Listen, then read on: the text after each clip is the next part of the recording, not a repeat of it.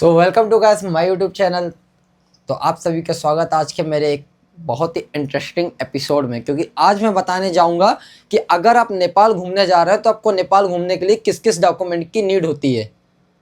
तो बिना किसी देरी के मैं इस ब्लॉग को स्टार्ट करता हूँ, क्योंकि अभी मेरे साथ रिसेंटली एक ऐसा कांड होता है जिसमें मेरी रील जब वायरल होती है तो बहुत सारे लोग मुझे निगेटिव कमेंट्स करते हैं, तो उसकी पुष्टि मैं अब जाकर कर पाया हूँ।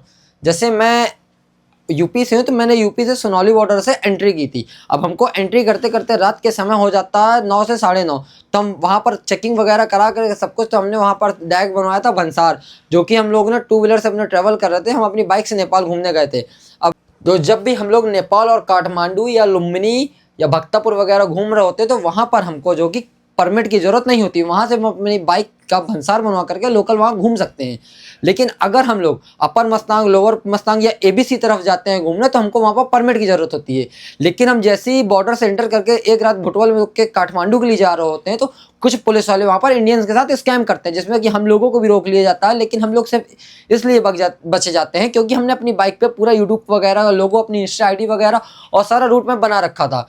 तो वो हमसे बोलते कि आपकी दोनों गाड़ियों का 5-5 हज़ार रुपए का चालान होगा। तो हमने बोला सर हमारा चालान किस बात का होगा। तो अब जैसे उन्होंने चालान में, तो हमने कहा सर हमको मुस्तांग अभी नहीं जाना, और मुस्तांग अगर हमको जाना है तो मुस्तांग के लिए परमिट हम उत्तराखंड टूरिज्म कार्यालय, मतलब कि जो कि है पोखरा में, हम पोखरा से बनवाएंगे।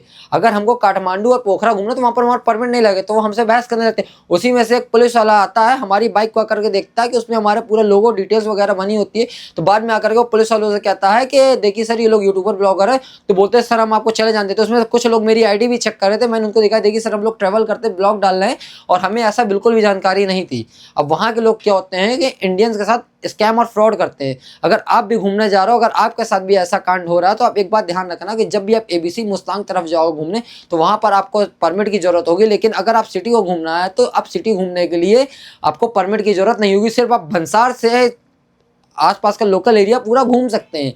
क्योंकि जब हम पहाड़ी क्षेत्रों में या ऐसे ऊंचे एरियो में जाते हैं, तो वहाँ पर हमको परमिट की जरूरत होती है। क्योंकि ये हमारे यूपी में भी ऐसा बहुत जगह, यूपी का हमारे इंडिया में भी ऐसा बहुत ज़्यादा जगह लागू है कि हमको परमिट बनवाना पड़ता है।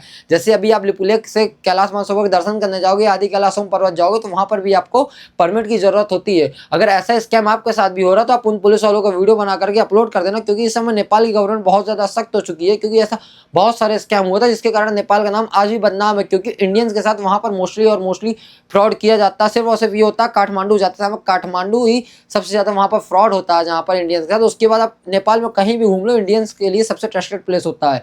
ऐसे ही हमारे साथ भी स्कैम हुआ, तो इसका वीडियो मैंने अपलोड किया था। और इसके बाद लोगों ने वहाँ कमेंट करना चालू किया। तो भाई जरा लोगों को मैं कमेंट करो तो थोड़ा उसकी पूरी वीडियो देखो और वीडियो की जानकारी लो, उसके बाद निगेटिव कमेंट्स करो ना। आप तो नेपाल में रह रहे हो, आपको नेपाल में होकर के इतनी पूरी जानकारी नहीं पता, तो आप दूसरे व्यक्ति के ऊपर निगेटिव कमेंट्स कैसे कर सकते हो। सो आप जब भी घूमने जाना, अगर आपको काठमांडू और पोखरा घूमना, तो सिर्फ और सिर्फ आप अपना परमिट भंसार बनवा लेना। अगर आप में से भी कोई नेपाल घूमने जा रहा हो या आपका कोई दोस्त जा, तो उस तक ये वीडियो शेयर कर देना, क्योंकि उस तक ये जानकारी पहुंचना बहुत ज़्यादा ज़रूरी है, ताकि वो इस स्कैम और फ्रॉड से बच सके। क्योंकि ये भंसार और जो परमिट वाला बीच में सिलसिला पड़ता है, इसी चक्कर से बहुत सारे लोगों का चालान वहाँ पर कर दिया जाता है। क्योंकि वहाँ पर इंडियन सिम हो जाती है बंद। अब लोग अपना किसी भी तरह किसी से भी कोई सोर्स लगा करके पता नहीं कर सकता, तो इसी चक्कर से उनको मजबूरी में आकर के वहाँ फाइन देना पड़ता है। अगर फाइन नहीं देते तो हमारी गाड़ियाँ सीज कर देते हैं। तो ऐसा स्कैम बहुत ज़्यादा होता है। तो उस तक ये वीडियो पहुँचाओ जो नेपाल घूमने जा रहा हो या जो नेपाल घूम करके आए हो। अगर मैं वीडियो पर गलत बोल रहा हूँ, तो ताकि वो मुझे थोड़ा समझा सके वहाँ पर भंसार और परमिट दोनों की आवश्यकता होती है या नहीं, उस तक ये वीडियो ज़रूर शेयर करना। अगर आपको वीडियो पसंद आया हो तो एक कमेंट करके ज़रूर जाना कि मैंने वीडियो में सही जानकारी दी या नहीं दी।